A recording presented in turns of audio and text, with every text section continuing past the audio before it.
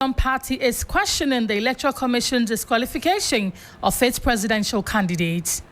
We have details of this as well as the latest on campaign trail here on your Election Command Center. With some 24 days to election day, the Electoral Commission says ballot positions will remain unchanged despite the Ghana Freedom Party's flag bearer disqualification.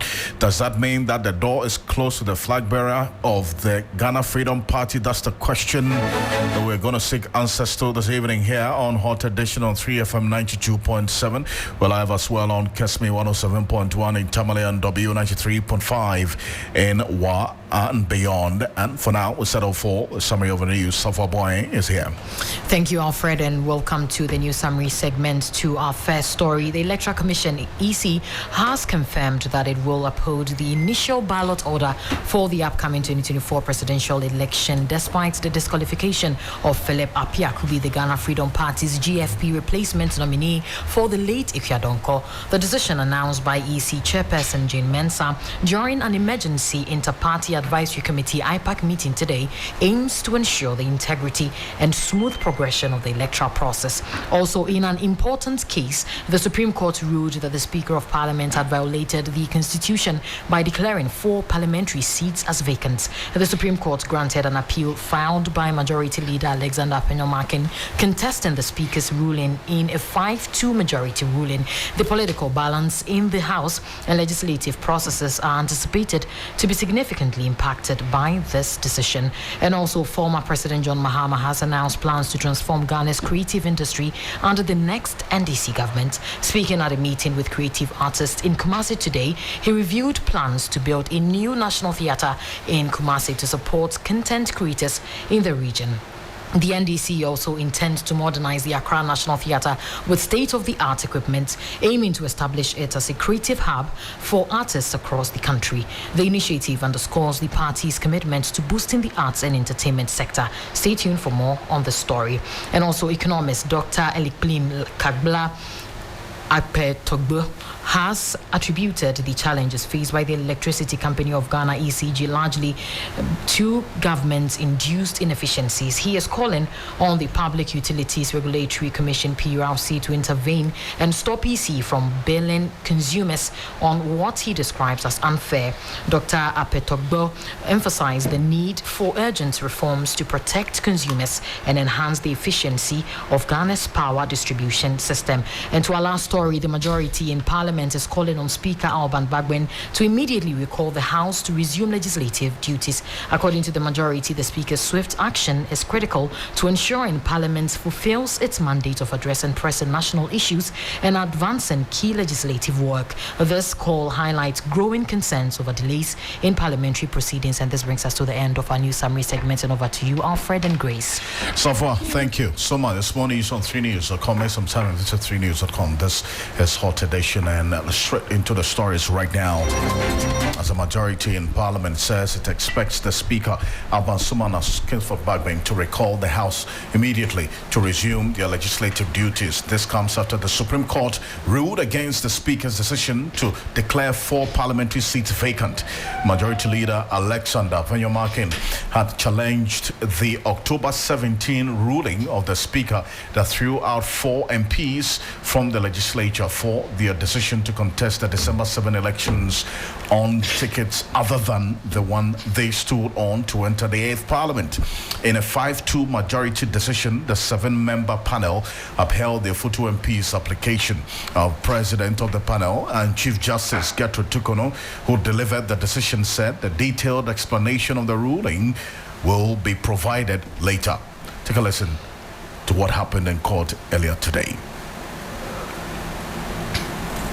By the court, in a majority decision of 5-2, Lovelace Johnson JSC and Amadou Tanko JSC dissenting on the issue of jurisdiction, the plaintiff's action succeeds.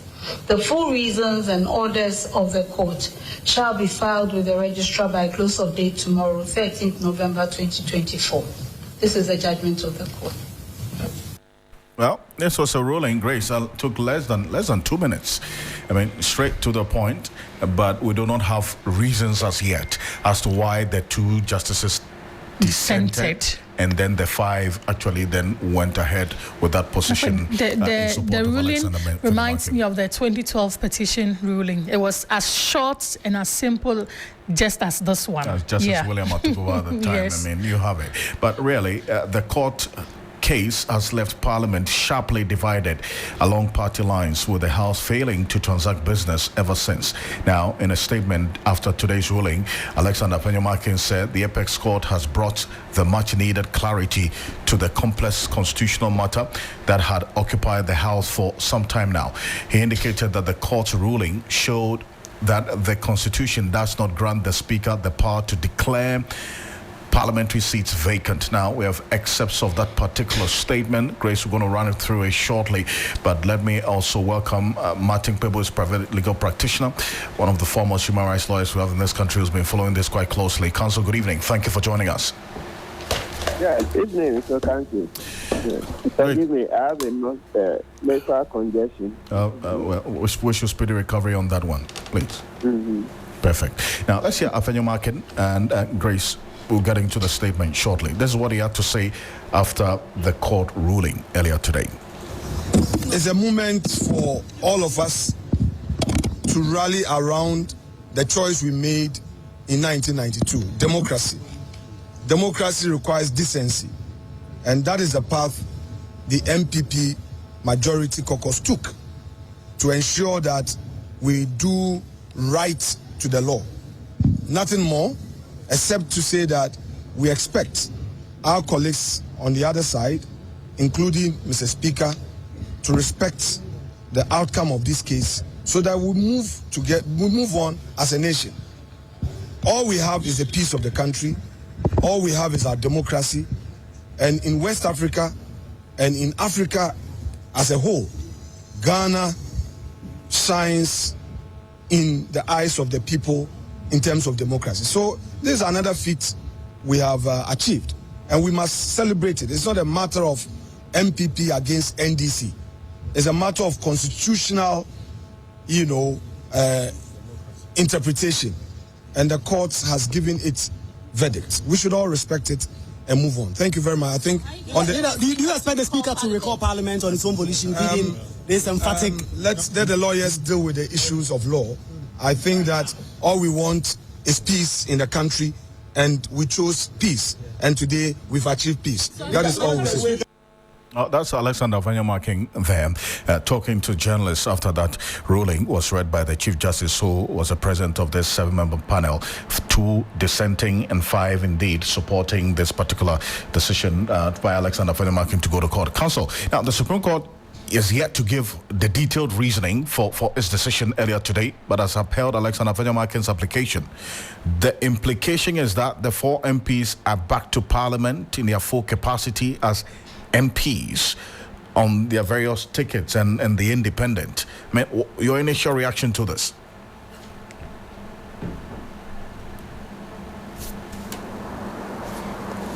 Hello, lawyer? Hello, lawyer Montigbo, can you hear me? Hello? Yeah, Mr. Ocansey. Yes. So, sorry, I lost you briefly on this. Yeah. That I was asking. I heard the question. Perfect. Yeah, so I was answering. No, I muted myself. Right. So my answer is that I'm surprised at the Supreme Court decision. Okay.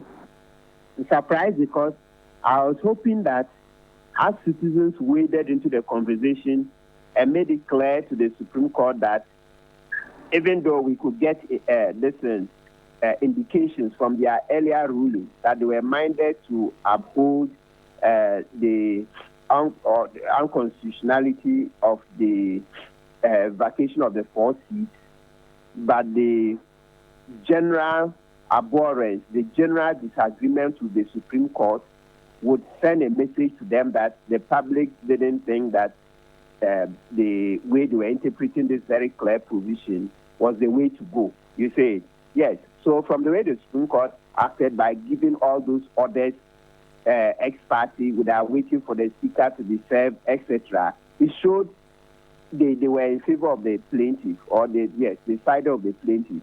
But my emphasis is the point that when this matter came in, you see for the first time a lot of lay people who read the Constitution, saw that, where the Supreme Court is headed, they disagree. So I was hoping that the level of vehement disagreement in the public domain, the various conversations we've had, would send a signal to the Supreme Court that the way they wanted to interpret the Constitution does not accord with the ordinary man's understanding. But it hasn't happened. So that's why I said I'm surprised. But so let's wait. The thing is that let's wait and see. Maybe they provided superior arguments which will show that the common sense we are expecting is not what it's supposed to be. Maybe our common sense is not common sense actually. So when we get the decision, that's the reason, then we'll be able to read and then tell where we should let this matter rest. And Council, hold on a bit for me. Let me just acknowledge the presence of Professor Ransford Jampo. He's a professor of political science at the University of Ghana, Legon. Professor Ransford Jampo, good evening. Thank you for joining us here on Hot Edition. Yeah, good evening. It's great to have you. And I know you have to leave us in a bit, but from how this particular case has traveled to this point and this particular ruling by the Supreme Court, is this going to correct an error so-called, or is going to set the precedence for more errors? This question requires detailed analysis of the decision. So I think let's hold our horses. Tomorrow is almost here. We say tomorrow by 12, right? Noon. Yeah. So that we'll get the decision. Yes, when we read it, then we'll be able to analyze. Because without analyzing the reasons, I think I may be saying things that will turn out not to be, reasonable. Yes, so let's just wait. Except that, look, one thing is definitely clear from this decision, that the way everything is gone, we need the constitutional review as such. And one of the main provisions we need reviewed is Article 144. That's the part dealing with the appointment of the Chief Justice and other Superior Court judges. The Chief Justice herself has said that she doesn't appreciate the role the president plays in the discipline of judges. Of course, so you can see that the Chief Justice would say more, but when she was being vetted, that was not the occasion to start complaining too much about the constitutional provisions. Subsequently, she complained that the way money is released from the executive controls the purse. So even though Parliament is approved, but practically it's the executive that has to release. And so often there is delay in releasing money to the judiciary, and that affects the efficiency and effectiveness of the judiciary. So that's a form of control and influence. So we need constitutional review to take away the role the president plays in appointing justices of the Superior Court, High Court, Court of Appeal, and Supreme Court, so that we'll have a truly independent judiciary. Article 144 of our Constitution is no longer fit for purpose. Because right now, all I'm looking at is that I'm stuck with that notion that, listen, we don't have an independent judiciary. So the system is actually designed in such a way that the Constitution is designed in such a way that you buy the executive, so you use campaign funds, win the presidency. So you buy executive, then you get the judiciary free.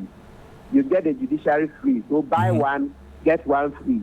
Buy one, get one free. So you buy executive, you get judiciary free because the president appoints high court judges, appoints court of appeal judges. Then when they come to Supreme Court, he nominates them. Parliament approves. But we all know that Parliament itself is very weak. When you put money down, they vote for you. It's in the Manasseh book. Joe Wise himself admitted it. Before Joe Wise admitted, we always knew that if you take work to Parliament, you don't add a brown envelope. They'll tell you that your papers will be blown away, etc. So we need to redesign the Constitution. We need a new Constitution that will give us a truly independent judiciary, so that we can have a better democracy.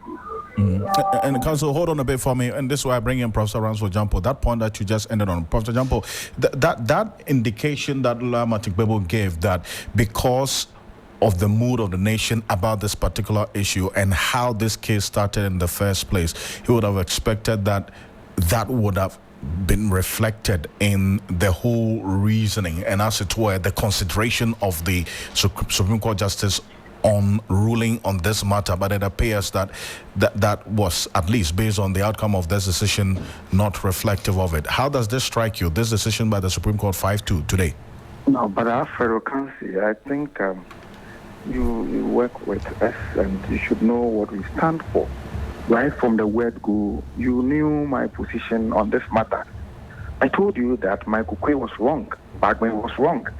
And I give reasoning, okay, on my social media handle, on your network, on key points. I told you that I didn't mind swimming against the tide that, indeed. I mean, Ukwe was wrong, Bagman was wrong. And I brought a narration of the historical antecedent that led to we putting in provisions in our constitution that would ensure that nobody cross-carpeted. And I explained to you that the idea of cross-carpeting that took place at, during Kwame Nkrumah's time, was about Kwame Nkrumah's intimidation of other people, Yakubu Tali, Baumia's father, and, others who were forced to, on the floor of parliament, abandon their party and to vote with Kwame Nkrumah. Okay, and I've always argued that what a declaration of future intention does not amount to cross-carpeting. I've argued that way, long ago. So if tomorrow somebody is an MPP member of parliament and then he says that in the next 10 years I would want to contest on the ticket of MPP, it does not reduce the number of MPP in parliament now. But in Nkrumah's time, during the cross-carpeting that it reduced and decimated the other political parties, in terms of their numerical strength. So I've always argued that I never agreed with Ukwe, I never agreed with Speaker Bagman. Putting that aside, you know my position again, that I argue for parliamentary supremacy. And so I felt that even though in my mind Speaker Bagman was wrong, the matter should have been resolved in Parliament. Parliament is a master of its own processes. And so we do not have to set that bad precedent where everything that happens on the floor of Parliament, anybody can just take the matter to court, and then the court may be giving certain rulings in a manner that will make Parliament subservient to the judicial arm of government. That thing must not happen.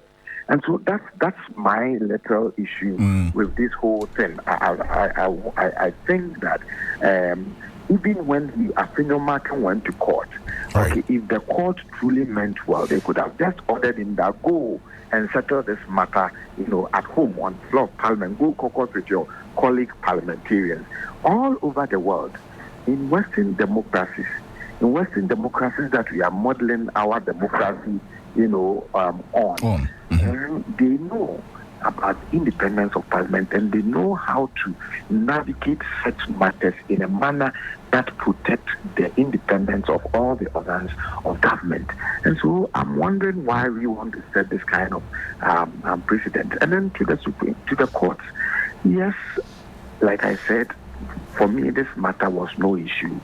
Right from the word go, I knew the judgment, but the predictability of the court should be also handled well. If you are talking about building strong institutions, one of the features of building strong institutions will mean that the activities of such institutions must be predictable. As in, if you run afoul of the law of the land, for instance, we should be able to predict what is likely to happen to you. And that's about predictability of institutions. But you see, predictability of institutions must not happen, predictability of institutions must always happen in a manner that promotes efficiency, in a manner that promotes fairness, so that we should always be able to predict that, look, as for these people, if you send your matter to them, they would act efficiently, they would act fairly, and they would act in a manner that will bring all of us together. But it appears that the predictability of certain institutions of states including our judiciary, is rather in a wrong way. I think so people can simply, even though, like I said, I knew how the matter was going to go because of my own appreciation of the matter. There are so many people who do not have my sense of appreciation of this issue, but they are given an a priori prediction of how the matter that it was going to go a certain way. And that is what for me is worrying. If we send our matter to court and we always know that, because this matter has been taken there by an NDC functionary to go against the MPP or vice versa, then the court, the credibility of the court as arbiter in dispute resolutions, will be lowering that credibility. And for me, I am worried. The other bit is yesterday, you will recall that the speaker's lawyer didn't go to court. Yes. And in my own reading of the reason why he didn't go to court was I could glean from his conduct that, look, he believes that, look, whether he goes to court or he doesn't go to court, the matter was going to be decided in a certain way. So there was no point in he going to waste his time. And my feeling is that if lawyers of international repute, if lawyers of high pedigree and competence would not want to go to court because of how they feel a certain matter may go, then the least said about the ordinary Ghanaian, the better.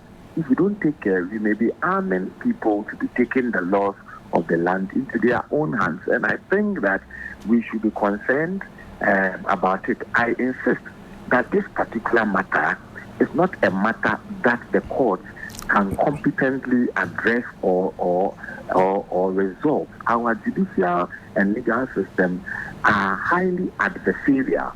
And once they are adversarial, in matters like this, there will definitely be some flexing of muscle because the arms of government are supposed to be at par in terms of power, in terms of potency, in terms of hierarchy and structure. They are supposed to be at par in terms of power. And so I can foresee certain things, going on in Parliament in response to the judgment that the Supreme Court has given. And in fact, on that bit about what's going to go on in Parliament, the Alexander Fenyamakin, in a more of a reconciliatory tone, has asked both sides of the House to rise up to the occasion, discharge their duties as why they were elected, and called on the Speaker to reconvene. Is it coming too late? Yeah, the point is, if he knows how to sound reconciliatory, he should have sounded this right from the word go before going to Parliament. He should have gone to caucus with his colleagues to let them know. You see, it is today that you are in power. Tomorrow, if you go out of power, it may be the same. And at the end of the day, it is our democracy that will suffer. And so my view is that the matter has not been resolved yet, because I can anticipate and foresee some NDC members of Parliament also saying that, well, in that case, they will also not be part of Parliament to give the needed quorum for important decisions to be taken for government business to run. And all these things do not augur well for our democracy. And so I am thinking that if there are elderly men and women in the Ghanaian society, let them rise up and let them intervene, and let's see how we can address this matter. Otherwise, look, the matter has not been resolved at all. Prof, I do appreciate your time on this matter, and I really do thank you so much. It is my pleasure. Professor Ransel Jampo is a professor of political science at the University of Ghana, Legon, and Council Martin People will stay with us. And maybe, Council, quickly before I let you go, on that point about where Professor Jampo ended, that this matter, in his view, has not ended at all. It may have ended in court, but then again, there's a lot to look out for and how things are going to play out in Parliament. What is the consequential effect of this ruling? Is it that, well, the Parliament has to reconvene immediately and the 4 MPs then walking to do business? No. So, as whether Parliament should reconvene immediately, no. So they are adjourned in the day. So the MPs have to activate Article 112 by getting the petition signed by at least 15 of them, right? About 42 members, so that the Speaker will recall Parliament. And then the second part of your question about the consequences. Yeah, obviously the Speaker will not be happy. So, but because we are all under the Constitution, he will abide by it. And actually, he started abiding by it because when the decision was made that the 4 MPs should return to Parliament, that's to say the Speaker's ruling was reversed pending this final judgment today. The Speaker didn't say he would not obey. He didn't say so. It's not like the way Prime Minister Buzia said those days, no court can direct me. No, the Speaker didn't say so. So last Thursday, 7th November, when he recalled Parliament, it was rather the majority who failed to show up because they didn't have the numbers. I keep repeating that, look, this case is largely over. And the way it's over is that if only Agyemang can marshal the numbers, they can go into the chamber and then do business. But because they are not getting enough members, MPP members, then they keep raising red herrings, etc., just to deflect our attention. So you look at it, let's go back. Last Thursday, by some accounts, there were 30 MPP MPs. Others say 31. I'm yet to hear any station report beyond 31. And you remember the story of Apia Kubi. You know, one of the stories was that they didn't go into the chamber because they were having a caucus meeting. So many reasons have been given to counter that. Number one, the Speaker was not informed. If you want the Speaker to wait for it, you inform him. This was not done. Number two, stalwarts like Apia Kubi and Atachia were not even aware there was any caucus meeting going on. Can you imagine? Senior members of Parliament, and they are lawyers, fine brains, were not even informed that a caucus meeting was going on. So the upshot of everything I'm saying is that they just don't have the numbers. That's why this problem appears to be lingering on. Because the Speaker was ready, he was in the seat. And so if they had the numbers and had entered Parliament, even forget about they are sitting on our chairs. I keep saying that because of the principle of substance over form, which is not only in law, also in accounting, the little accounting I did in first year, this level 200 accounting, there's what we call substance over form. Indeed. And I'm sure this principle of substance over form is in other professions apart from accounting and law.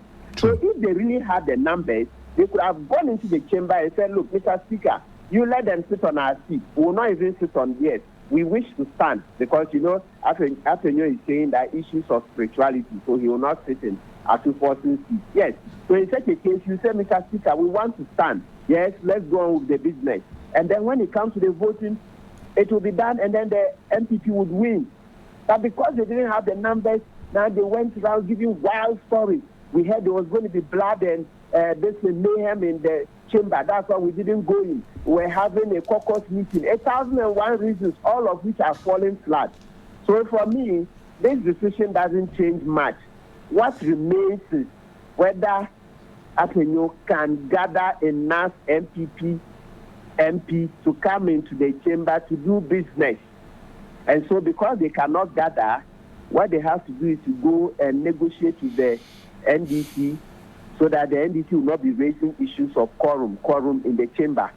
So once they're able to negotiate something with the NDC, and you know, generally there's that rule that, well, if they are conducting the business and nobody raises issues of quorum, whatever they are doing can pass. Generally, indeed. A lot of their decisions, right? They can pass, and they'll be using it. So Agyemang has to go on his knees when he has to force etc. and beg.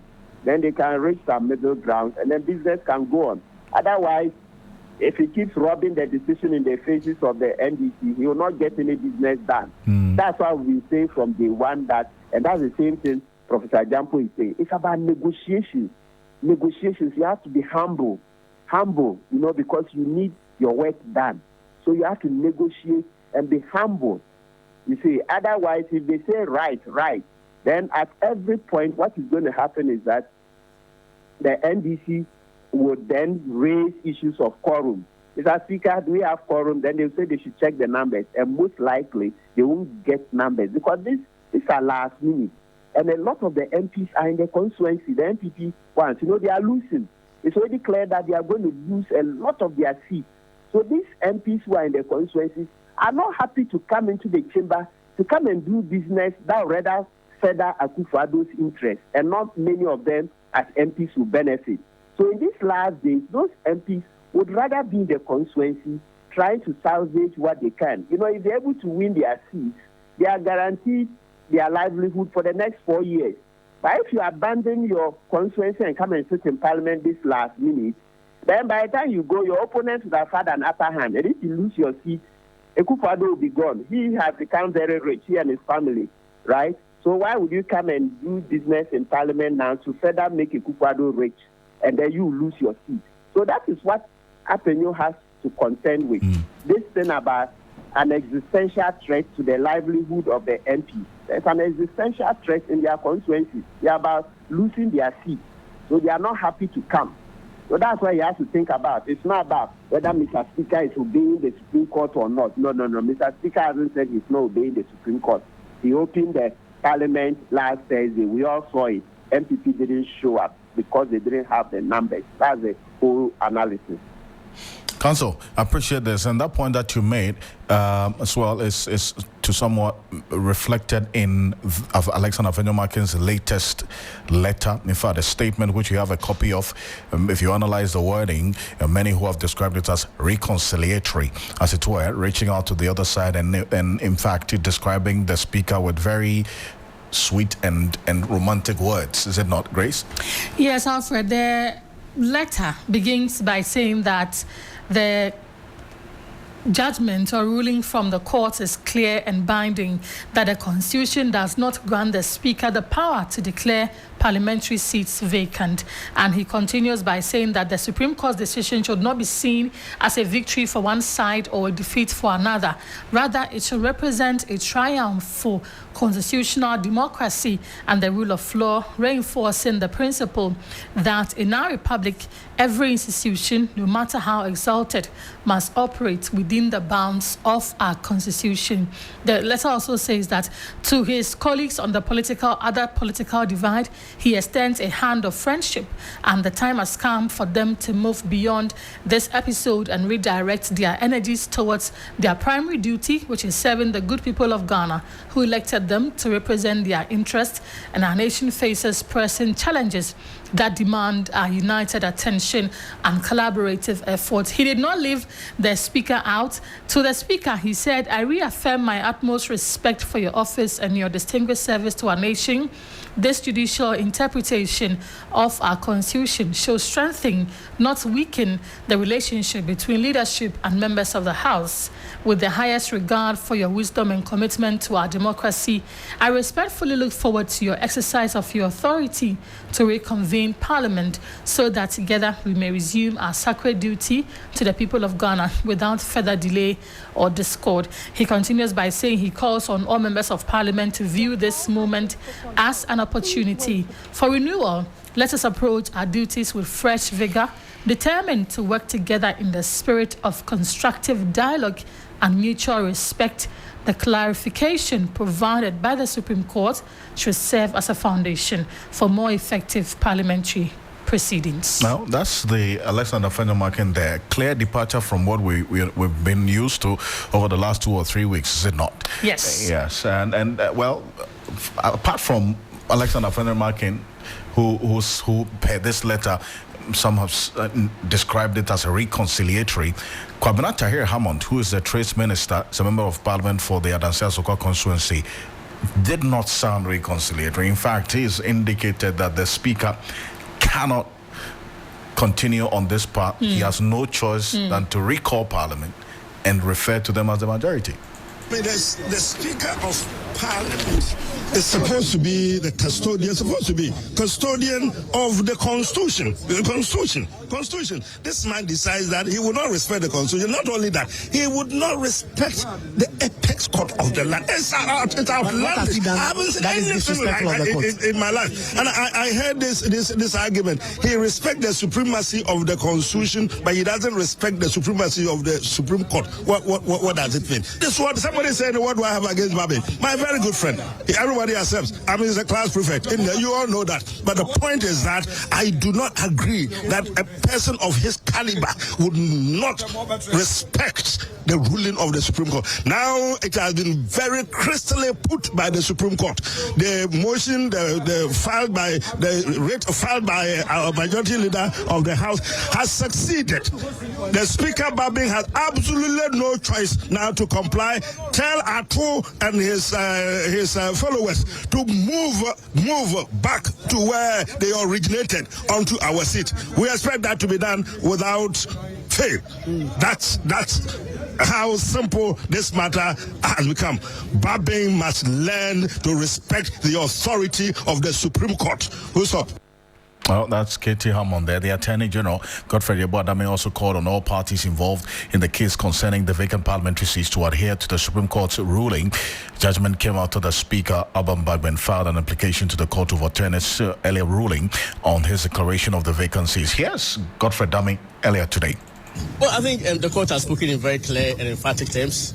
And of course, it must be the only thing anybody has to do is to respect the Constitution. That's the mark of a civilized democratic order. It leaves no room for any argument whatsoever.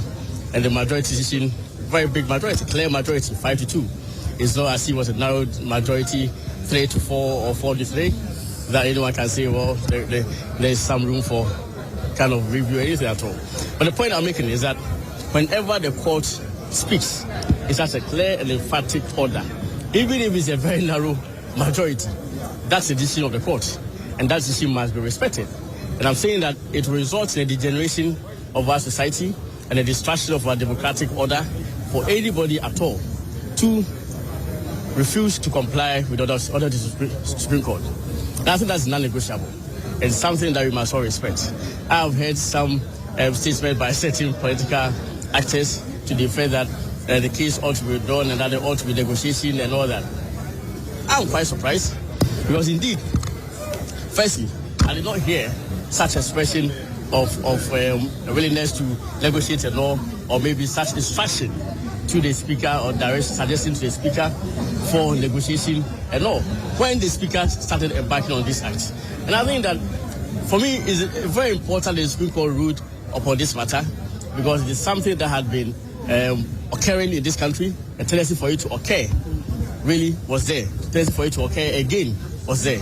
It's necessary, or it was necessary, that the Supreme Court came to this clear conclusion and determination of the matter. The meaning of Article 97, Clause 1, paragraphs G and H.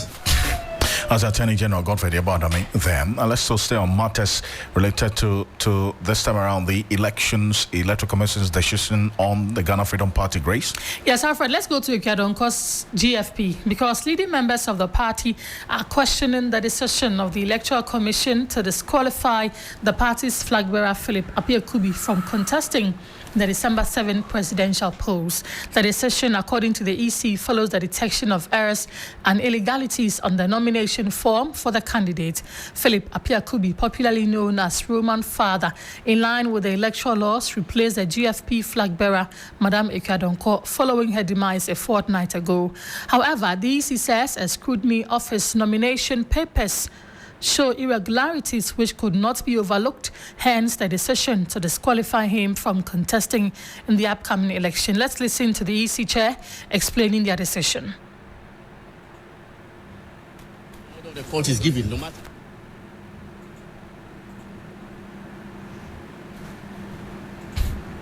You may be aware, the Commission received notice of the home call of Madame Ikeadonko on the 29th of October 2024. Per Article 54 of the 1992 Constitution and Regulation 13.4 of CI 127, the Commission wrote to the Ghana Freedom Party and provided them a period of 10 days within which to file a new candidate. Article 50 of the 4 of the 1992 Constitution reads, where are the close of nominations, but before the election, one of the candidates dies, a further period of 10 days shall be allowed for nomination.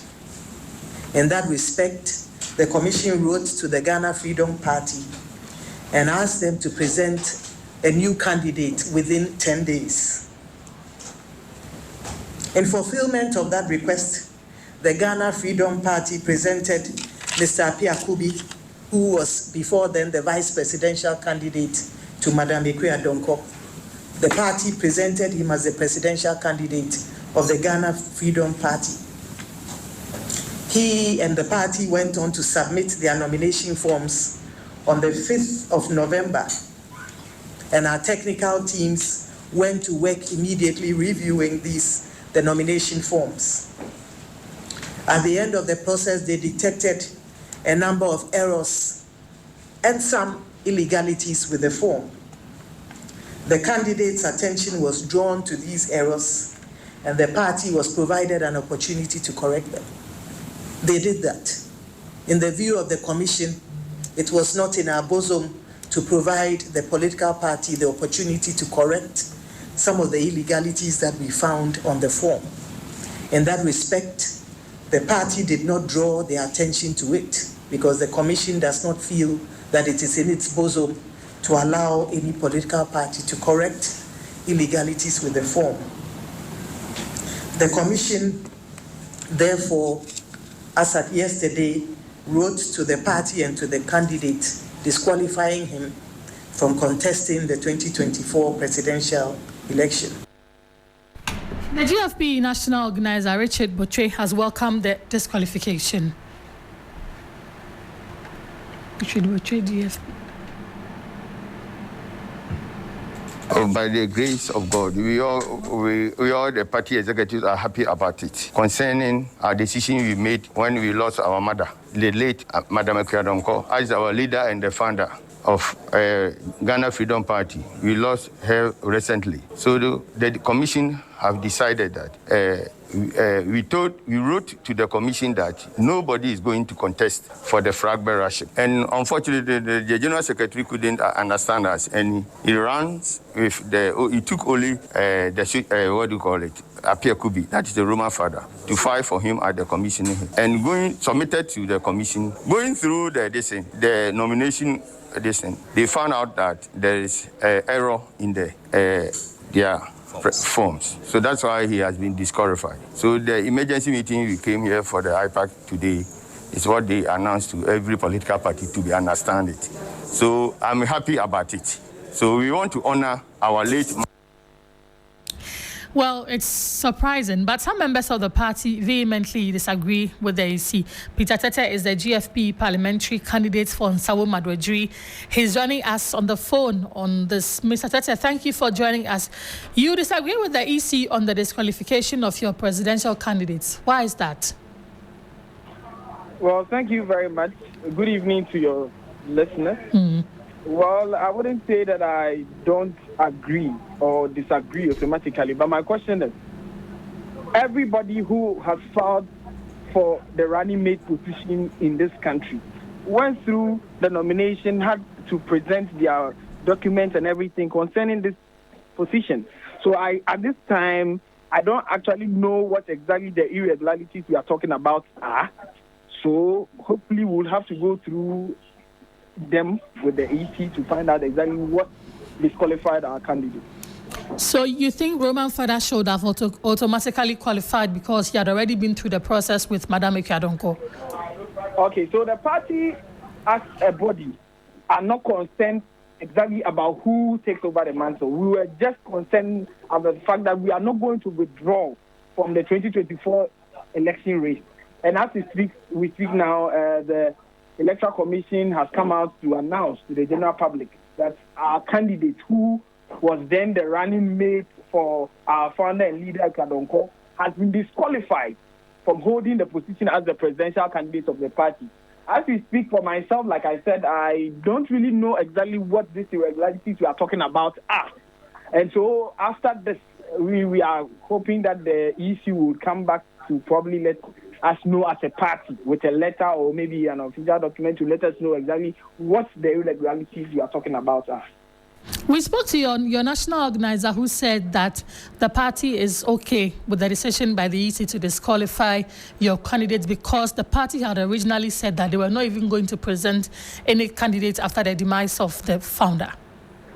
Okay, so the party as a body, like I said, did not just say that we are not going to present anybody for that position. The party was so much concerned about keeping the legacy and the vision of our flag bearer and leader. So as it stands, the EC has declared that even though our presidential candidate didn't qualify, Ghana Freedom Party is still on the race, keeping our late founder and leader on the ballot. Right? What is the way forward for GFP? Okay, so as a parliamentary candidate, we are looking forward to go through this election. Then after the election, because we have few days to election, so we are glad that at least the EC did not disqualify the whole Ghana Freedom Party as a whole, but it's keeping us to go through this election. So we don't know what Ghanaians have to say. So my question is, so assuming Ghanaians decide to vote for our late Ma'am Ekwadonko, what happens? He says that the votes that are going to come in for the late Madame Ekwadonko will be annulled. Will be annulled? Yes. Okay, that means that automatically, if our late founder and leader wins the election, the next candidate who takes over the next position will be the president of Ghana. Is that what you're saying? Well, that is a question the Electoral Commission will have to answer from you. But before I let you go, how many parliamentary candidates are you presenting? Apart from yourself, how many do you know? Okay, so we have 4 parliamentary candidates, 3 in the Asante region and myself in the Hammoah. Okay. All right. Mr. Tete, we are wishing you and the GFP all the best. Just like you said, the EC did not disqualify the entire party, just your presidential candidates. For the rest of you who are in the race, we are wishing you all the best. Peter Tete is the GFP parliamentary candidate for Nsawam Adwajiri. Thank you for talking to us. Thank you for having me.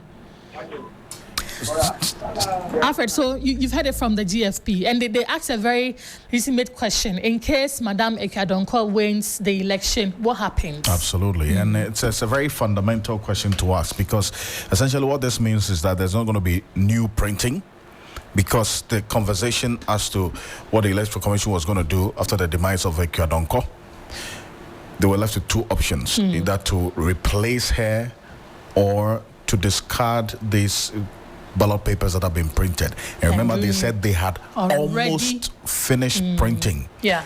And so that question that he asked is true. It is germane. It is fundamental. And the Electoral Commission will have to obviously give some more detail to this. Since Ekwadonko's picture is still going to be on the ballot paper.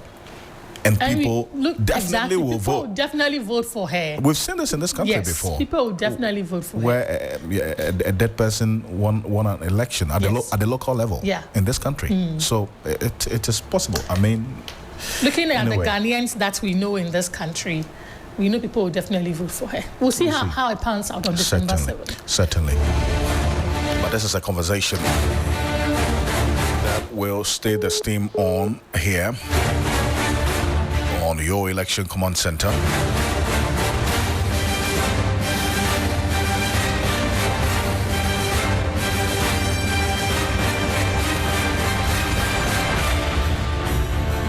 We're live as well on Kesmi 107.1 in Tamale and beyond, and on W 93.5 in Wa and beyond.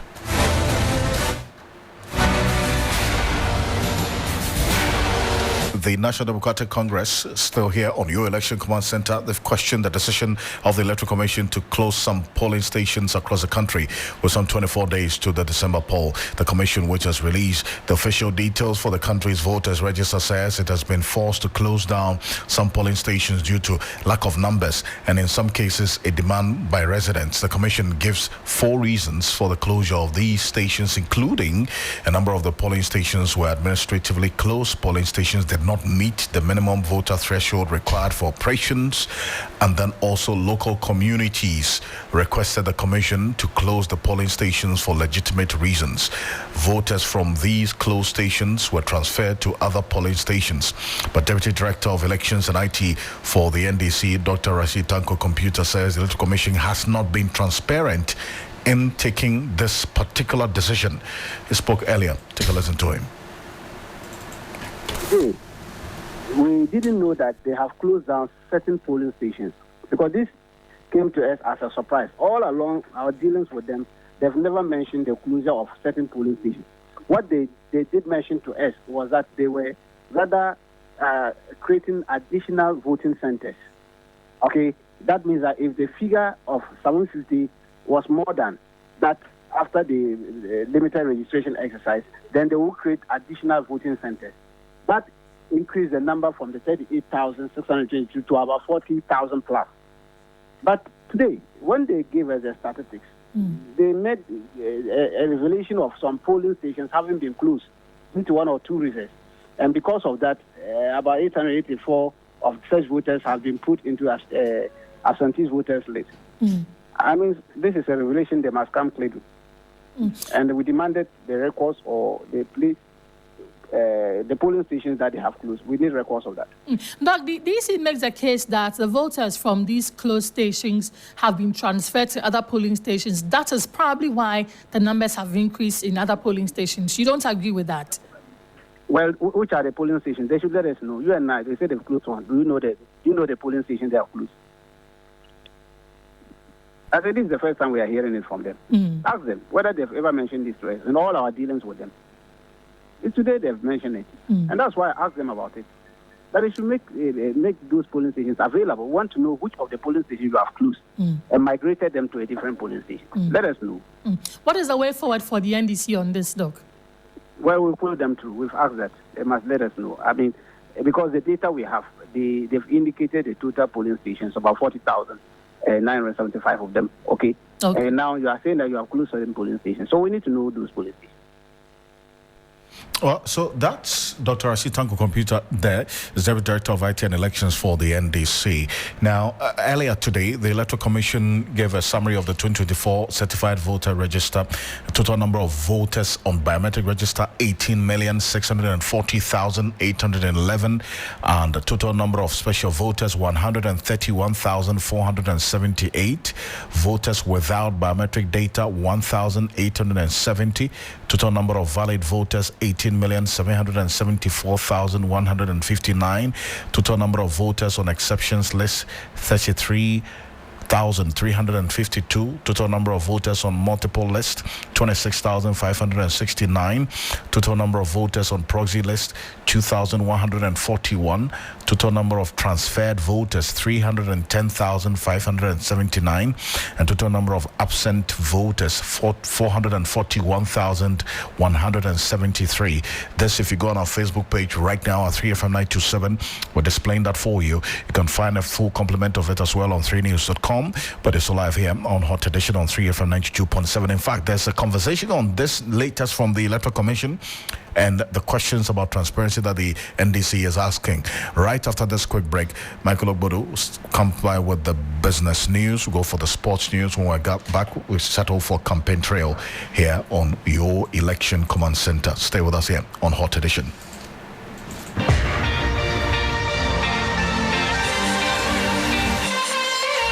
When it comes to the world of sports, what does complete mean to you? When my team scores at the end of a 30-plus passing sequence, you know, like Pep Guardiola style. When someone beats the buzzer from a shot from the logo, like Steph Curry. Dominating opponents and punching my way to a knockout, like Africa's greatest boxer, Azuma Nelson. Running so fast that I can afford to celebrate midway through a 100-meter race and smash the world record like Usain Bolt. Hold up. What makes all of these sports complete is the screen. This is where you get access to extensive analysis, insights, and highlights. So join us every Sunday at 6 p.m. live on 3FM 92.7 as we serve you the most satisfying buffet in the world of sports. The 3 Sports team will come together to review, preview, and analyze the latest in sports on Sports Ultras.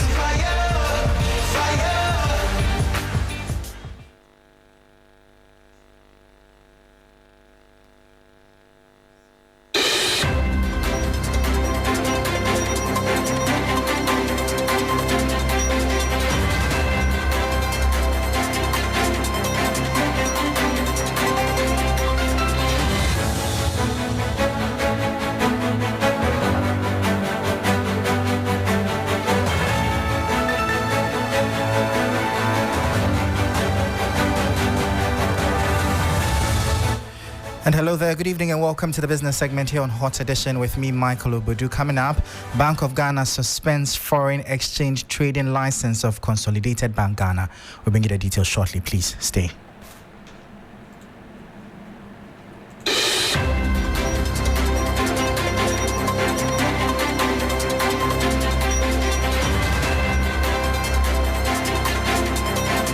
Well, thank you so much for your time. Straight into our top story. And the Bank of Ghana has suspended the foreign exchange trading license of Consolidated Bank Ghana, CBG, with effect from 26th November 2024 for a period of 1 month in accordance with Section 11.2 of the Foreign Exchange Act 2006, according to a statement from the BOG cited by 3 Business. This is as a result of a number of breaches of the foreign exchange market regulations, updated guidelines for inward remittance services for payment service providers dated November 2023, and the anti-money laundering, combating the financing of terrorism and the proliferation of weapons of mass destruction guidelines for accountable institutions in Ghana dated December 2022, which have come to the attention of the Bank of Ghana. The license will be restored at the end of the 1-month suspension period once the Bank of Ghana is satisfied that CBG has put in place effective controls to ensure strict adherence to the foreign exchange market regulations. By this statement, the Bank of Ghana cautioned foreign exchange market players to adhere strictly to the applicable forex market regulations and guidelines. Away from that, financial economist and senior lecturer at the University of Ghana, University of Professional Studies, Accra, UPSA, Dr. Eric Boahene believes Ghana's newly launched credit score system will reduce borrowing costs for businesses and individuals with good credit history. The system, My Credit Score, was launched by Vice President Dr. Mahamudu Bawumia and is backed by the Central Bank. It provides a personalized credit reference and scoring system, enabling Ghanaians to demonstrate their credit worthiness transparently and access credit more easily.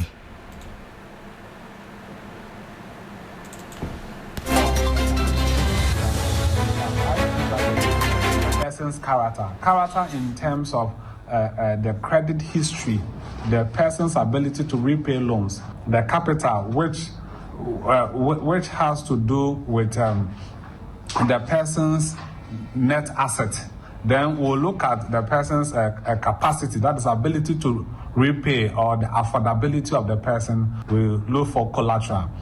The speed in assessing these informations will inform the speed in advancing the credit. And if it takes substantial time to gather this information, it will even affect the duration of processing the credit. So it is important that having a credit score system, that these informations are readily available, financial institutions can easily access it, which can speed up the loan processes for businesses and individuals. So that was financial economist and senior lecturer at the University of Professional Studies, Accra, Dr. Eric Boahene speaking there. Now, away from that, 2 more stories. And energy strategist at Eureka Energy Solutions, Dr. Isif Sulemana, has cautioned that Ghana's progress in combating climate change is under threat due to the recent surge in liquefied petroleum gas (LPG) prices. According to Dr. Sulemana, the price hikes can be attributed to excessive taxation and supply chain bottlenecks, which may significantly impact demand for LPG, particularly among low-income and rural consumers. Local factors will be accountable, as in subsidies and levies and taxes. There are those that has to do with the variations in LPG, how much LPG is sold in various countries. While some countries will put subsidies to drastically reduce it, other countries will put a lot of taxes and levies to elevate the price. And in our case, the latter seems to be the case. What is accountable for these frequent increases? 2 areas. One is the huge amount of taxes that are piled up on the LPG.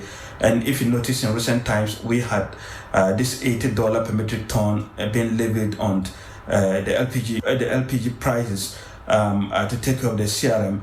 That a lot of pundits will have problems with One will then ask a CRM, typically government-led or private sector-led, and how can you tax the populace to support private sector-led, program? So that was energy strategist Dr. Isib Sulemana bringing an end to the business segment here on Hot Edition. For more business stories, please check out our website. It's 3news.com/business. I am Michael Ubudu. Thank you for listening. As always, please stay safe. Up next is sports, and Oreku is on standby.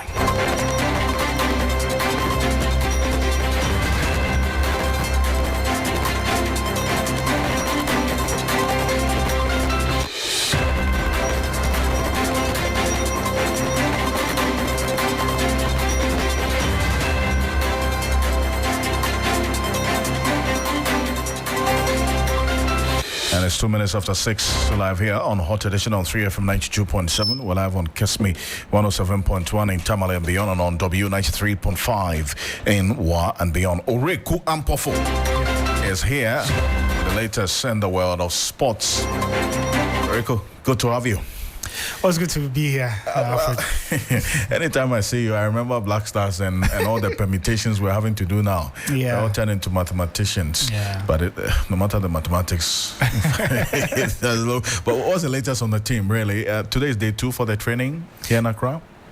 So this is the second day when it comes to the training for the men's national team, and the main takeaway is that despite the majority of the changes that have taken place, there is some form of structure finally in the team now, because if you're looking at the initial 25-man squad that Otto named, there's been a lot of changes, up to 8 players pulling out of the squad yesterday due to injury, bar one that was Joseph Painter, who stated that it was due to personal reasons why he dropped out of the squad. All of these players have been replaced with players who've been in and around the national and then youth teams. You're looking at the likes of Terry Egbe, Kingsley Schindler, Ransford Yeboah Konexdorfer, who's rejoining the team after the AFCON, and a number of players, Forsen Amankwa, who's also been in and around the team. And so 22 players are in camp now. They've arrived between yesterday and today. One more player is set to join the squad. That's Ebenezer Anan, who would arrive later today, and I suspect he would not train. But these 22 players who've been put together by the FA should be training just about now at the Accra Sports Stadium. I see. And those 8 players who have dropped out, I mean, they are key to the Black Stars, is it not? I mean, I see the likes of Alexander Jikunu and then also the Bournemouth player, Semenyo. All of these players are off our books. And then also the Brighton chap, he's out as well. Yeah. How is this going to impact on the team, really? I think it's a major impact, really, because if you're looking at, I think these are the major pillars of the Black Stars in the past 2 years. In defense, I don't think there's been a defender who has seen more minutes than Jiku in the Black Stars in the past 2-3 years since his debut. And so he's become a stalwart at the back for the different coaches who've come into the national team. He would not be there. In midfield, Thomas Partey, we all know the issues that he's having with Otoado. He's one of our more experienced players. He's the leader, he's the captain. He's also not going to be there. And then up front, we've become very reliant on Antoine Semenyo and Inaki Williams, who have technically shared the number 9 role since the two of them joined the national team before the 2022 World Cup. And so we're going to be without leaders in all departments of the pitch. Now, the interesting thing is that if you look at the squad that we have, apart from maybe Kudus, Atizigi, Ernest Nuama, Jordan Ayew, and maybe Fatau Isahaku, all of these players, I don't think, and then, maybe Gideon Mensah, I don't think the rest of the players that I see, Ali Duseidu, could also join the list. I think bar these players, 8-10 players, the rest of the team, I don't think they can get up to 10 caps for the Black Stars. Wow. And so it's probably our most inexperienced team we've named in a very, very long time. And guess what? It comes at the international break where Ghana has to win the 2 games. And it's not even just about winning. It's about winning the 2 games and hoping that the others Sudan would lose their 2 games as well. So my goodness. It is very critical. It's probably the most important international break we've had in years. Because, let's talk about the permutations. Yes. The last time we failed to qualify for the AFCON was 2004, so 20 years ago. If you're looking at the possibility of not going for the AFCON now, it's really heavy. You have 5 points behind Sudan, 2 games left. Per CAF regulations, it's head-to-head. So Sudan just need a draw and they'll have a better head-to-head than Ghana because they beat us 2-0 and then we drew with them 0-0. And so Ghana has to hope that Sudan loses against Niger. Interestingly, Sudan faced Niger a day before Ghana faced Angola on Thursday. And so on Thursday, if Sudan draw against Niger or beat Niger, the Black Stars won't qualify for the AFCON. And so technically, there's no point in even playing the 2 games. We can just, after Thursday, just say, you know what? It can make or break the rest of the international break. But I think, we really dug our own grave. The AFCON used to be 16 teams. It's moved to 24 teams now. And Black Stars cannot qualify. And if you cannot qualify, then my goodness. I don't know what anybody can do for you at all. Oh, boy. It's rather disappointing. But for me, I just think in the worst scenario, Sudan should probably get a point, and that means that they'll qualify out of these 2 games. Once they do get that point or win and qualify, what Ghana can do with these 2 games, as I mentioned, majority of the players, less than 10 caps for the national team, it's an opportunity for them. Play them in these games. Take it as a friendly game. Let them gain experience. Let them feel what it takes to play for the Black Stars. Because after this, the next international break is March. The subsequent ones are going to be competitive, playing World Cup qualifiers. So we're not going to have a friendly game again to play. So this could be our friendly match. That's if Otuado is still the coach of the Black Stars after Friday. No, I mean, because it will be very difficult to keep your job. One of the clauses in his contract is to qualify us to the AFCON, is it not? Yeah, I think he was brought in for the long term, but even if you're building a long-term project, there are still some minor targets you are supposed to like qualifying for the AFCON, which is like a given, really. Yeah, it should be a given because there's no way you can improve on a team or build a team without AFCON experience. True. And so it just takes us too many years back, and I really fear for his job. I will be very, very surprised if he keeps it. Maybe, just maybe. No, complete that sentence. You'll be surprised if he keeps his job. I'll be surprised if he keeps his job after Ghana have been confirmed that they will not qualify for the AFCON. This is Friday. Just this Friday. It could even be Thursday if Sudan beats Niger or draw in Niger. I see. So maybe, depending on how these 2 games with Angola and Niger will go, maybe they can still win those 2 games in very good and comfortable way to sort of give some confidence that, he can do the job for the World Cup qualifiers. And maybe that can convince Ghanaians. But I think a lot will depend on these final 2 games, the performance, the result, and then most importantly, the commentary in the public space. Because, the FA loves to save their face. True. If public commentary says that we don't like Otto, look at what he did in these 2 games, wasn't good enough, we should sack him, they will do it. But if they win these 2 games and we still don't qualify and they play well and it is a young team and they can, then maybe they might keep him. But let's see. I'll be very disappointed if you give a coach a 4-year contract and he leaves after just 6-7 months. It's rather disappointing. But then again, you have to qualify for the AFCON. So when are they flying out of Ghana? So it would be on Wednesday. Tomorrow. On Wednesday, and then they train in Luanda on Thursday, and then they play the match on Friday. Let's see how it goes. Appreciate you. Thank you so much. Thank you too. Rick Wampofo. All the details in the world of sports. There's more news at 3 Sports across all social media platforms. It's all live here on Hot Edition on 3FM 92.7, also on Kesmi 107.1 in Tamale and beyond. We're live on W93.5 in Wa and beyond. To our earlier story on the voters register and the breakdown that was given by the Electoral Commission, Grace, based on the earlier information given by the Electoral Commission, the figures include 3 key categories of voters: biometrically registered voters, and those without biometric verification, and then also the special voters as well, 131,478. Now, it did come as a surprise to the NDC, who voiced it out, but to the other political parties as well, getting to know that the Electoral Commission has closed some polling stations. And according to the NDC, it did not come up at any of their IPAC meetings prior to today.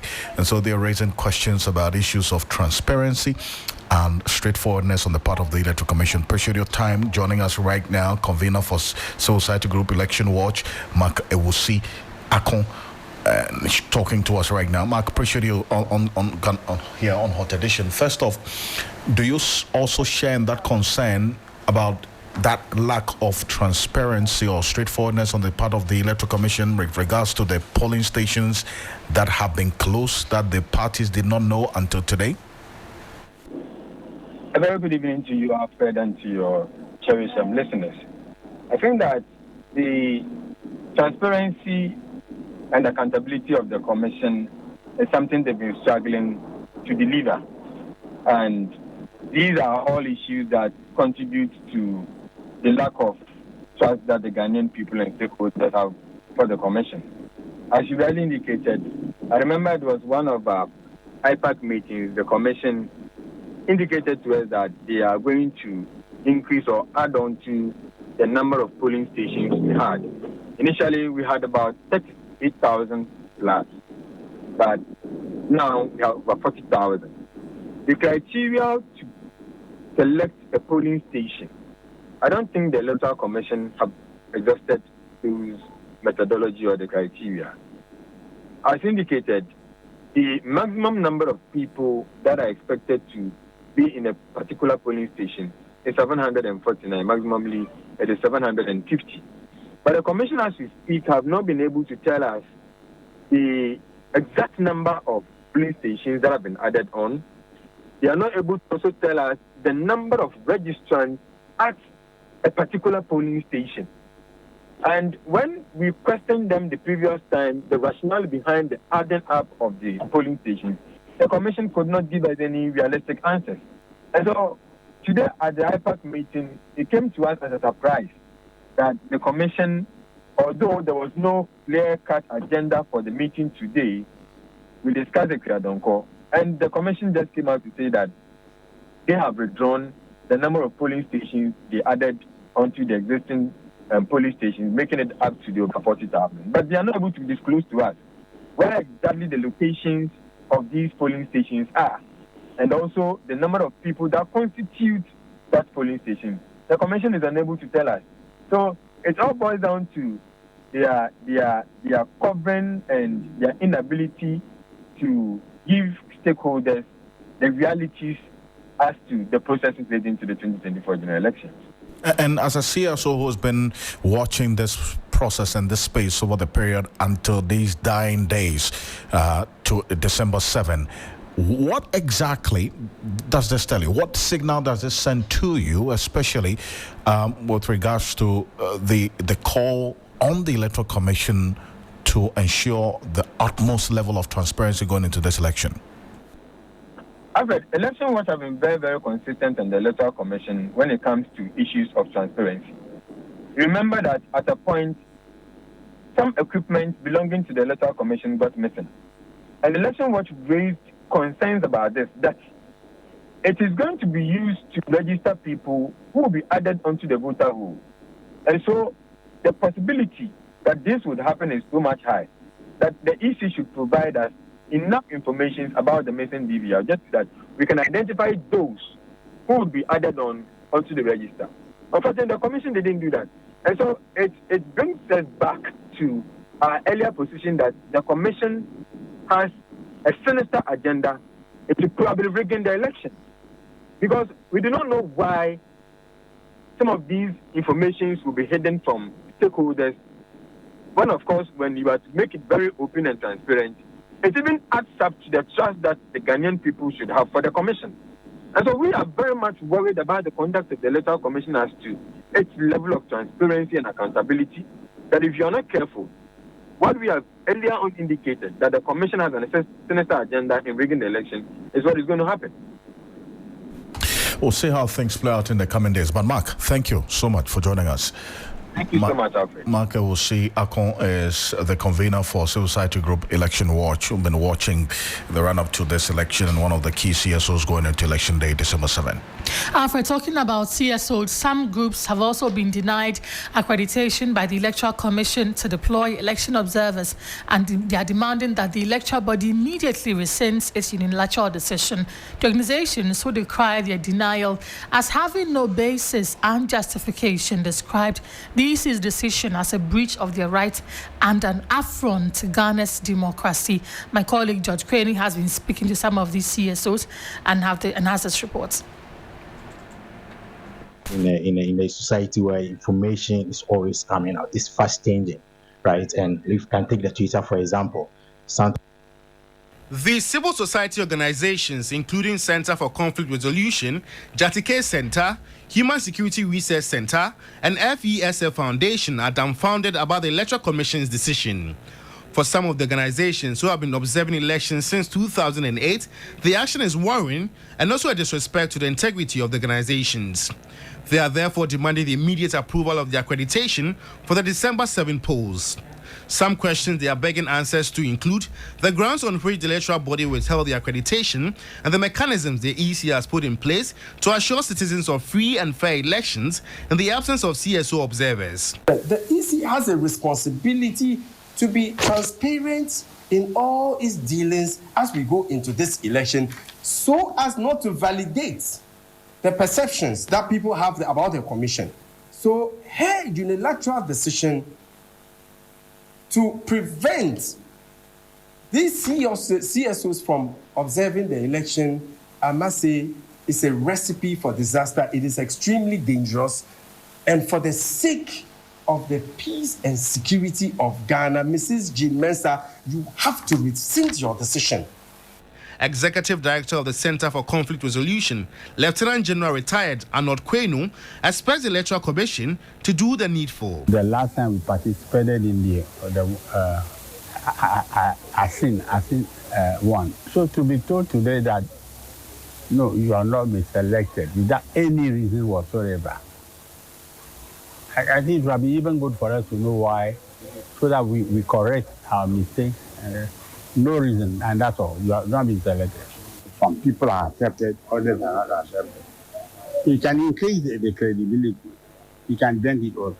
The CSO touted their deployment as essential as it contributes to transparency and credibility of the vote by ensuring a lower risk of electoral fraud and manipulation. George Craney's report there. Let's speak to Executive Director for Jatike Center for Human Security and Peace Building, Adib Sani. Adib, you have already mentioned that this decision by the EC does not augur well when it comes to transparency. Did the EC give you any reasons why it is turning down these observers? We know that observers have always been part of Ghana's election watch. Well, absolutely. And civil societies play a very critical role so far as our democracy is concerned since the inception of the Fourth Republic. And so we are shocked that the EC has decided not to grant us accreditation despite the role we play. As a matter of fact, they had a unique opportunity to explain to us why they think we don't merit it. Perhaps, it can be anything. Unfortunately, the letter just came with, an acknowledgement of our request and a one-liner saying that the commission is not able to grant us the accreditation at this time. And we are also surprised about the fact that some of the CSOs have been observers, from day one. For example, the Center for Conflict Resolution did it in 2008, 2012, 2016, 2020, and even the recently held Assam North by-elections. They were observers. So what has changed? Why has the EC decided not to include these civil society organizations as partners, people they should be collaborating with, and not opponents? So we are really taken aback by this. And we are confused about why the EC would do that in the first place. Adib, what happens after here? The election is like 24 days away. Well, we've come to the media, to get the information out. We would also try to reach out to the EC. At least we deserve some explanation as to why. Because I am particularly concerned. Lately, you hear a lot of negative news about the EC, politicians bad-mouthing the EC and saying negative things about them. I've been very much concerned because when you do that, you undermine the EC, and by undermining the institution, you undermine the process, and it becomes a recipe for disaster. That is why we think that the EC has a responsibility to ensure people have confidence in their ability and capacity to organize a free, fair, credible election by ensuring some level of transparency. And so this would only add up and validate people's suspicions about what the EC and Madame Jean Mensah is up to. And I must say it's dangerous, it is irresponsible, and it has the potential of making a lot more Ghanaians feel that something is amiss. The absence of these CSOs and the election observers in the process, what difference will it make? Well, you see, CSOs are a function of governance. They are a function of our democracy. CSOs have played a very important role in consolidating our democracy since the inception of the Fourth Republic. So the role CSOs play cannot be underestimated, okay? So if you don't include these CSOs, whatever information would be from official source. And that becomes dangerous, knowing how mistrustful Ghanaians have become lately. But knowing CSOs as neutrals, people who represent public interest, when we see red, we say it is red. When we see black, we will not say it's gray. We'll call it what it is, okay? And let other stakeholders, other partners know what is happening. For example, the Jatike Center for Human Security and Peace Building, we work very closely with the diplomatic community, the Center for Strategic Studies and the rest. When they need information about what is happening, because we are very well grounded, we are with the people always. They talk to us because they trust us. These people come to us. They understand the importance of CSOs. And so for the Electoral Commission to make this move, in my opinion, like I indicated, it's irresponsible and it's dangerous and it's a recipe for disaster because it would make Ghanaians think that Electoral Commission is up to no good and they want to steal the elections. So we were actually helping the Electoral Commission by wanting to be part of that process. Okay. All right. Adib, thank you for speaking to us. Adib Sani is the CEO of Jatike Center for Security. He says they'll go back to the EC and engage the EC and see how best they can get the accreditations back to be part of election observers for this year's election. Away from that, though, this morning, leadership of the National Democratic Congress held a ceremony in honor of the demise of the former President Jerry John Rawlings. Here is a report of how the commemoration went down.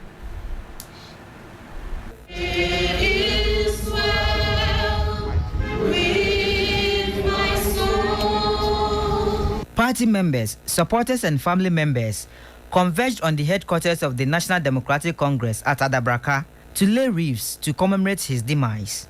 3 wreaths were laid on behalf of the family, the party and the NDC cadres corps, who supported the formation of the NDC party.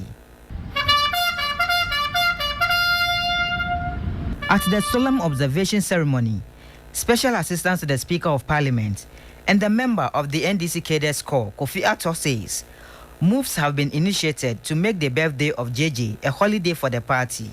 We need to recognize him a lot more. We need to institute a day, and we have moved that decision to the neck to recognize maybe his birthday should be a holiday for our party, should be a celebration for our party. And I'm sure that after our victory on the 7th of December, the next NEC meeting may have to be considering that so that we complete our recognition to our chairman. MP for Boahene, Kofi Adams, eulogized his former boss for his selfless dedication to principles and governance and leadership, impressing upon the NDC not to forget about his virtues when the party successfully stages a comeback to power. Daughter of the late former president, Zaneto Agyemang Rawlings, who is also the MP for Korle Klottey, believes his father will be displeased at the rate at which the country's water bodies and forest reserves, bequeathed to the current administration, have been destroyed. She urged the NDC not to do business as usual when it secures the nod to lead the country again. Today should have been a celebration, but how can we celebrate a life when everything he stood for is being dismantled before our very eyes? As we go about trying to urge people to vote for us as a party, many people are reminding us not to come and behave as if it's business as usual, because it's not. We're seeing the degradation of our environment at a rate at which we've never seen in our history. So I shudder to think what he would have felt if he were alive to see what's happening to our rivers today and our forests. Stanley Nibleu, Accra. Well, here in the studio, my name is Grace Hammoah. Time now for us to do campaign trail. And let's begin from the quarters of the NPP, because the New Patriotic Party presidential candidate, Dr.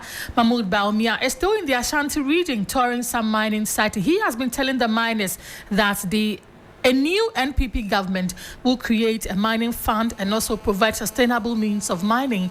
We can listen to him. Licenses, community mining schemes, areas are above we are use negotiate community mining and more small scale miners in West and East. Chebe. Yeah, but not geological survey authority abekire baby a gold no or honor community mining schemes no amamo me be shisha bank minerals development bank ebe mamo loans na water equipment aye proper mining Chebe. We are responsible mining. We are going to do responsible mining. I'm going to make you millionaires. Presidential candidate of the New Patriotic Party, or the NDC flag bearer, has also been speaking. Dramani Mahama says he's going to pay particular attention to the creative industry and ensure that stakeholders in that sector enjoy the fruits of their labor. We can also listen to him. National Film Theatre, since China for Boahene Rawlings Abreso, everything there is not been rehabilitated. Into Osha, Kwaneko for many of the exhibition and I be sometimes curtains, you can't draw the curtains, stage, I say, and you might be room. And Temrena so say, you see, who ye send a bit to me, Aboa. The creative industry. Now, we share a manifesto 2020. Yeah, true. Muse, you see a second national theater. Kumasi. Now, 2024 manifesto. You saying repeat you. Muse, Nyamiya Adomang. Say yaba. You see a second national theater in Kumasi. If you say Kumasi, you the center of the arts and culture in this country. And so no see there. NDC presidential candidate John Dramani Mahama joined the curtains on tonight's edition of Hot Edition on 3FM 92.7. My name is Grace Hammoah Agyemang. And I am Alfred. Ocansey. Join me at 10 p.m. on TV3 and also on 3FM 92.7 for Ghana Tonight. On behalf of the rest of the team, have a great evening. The drive continues.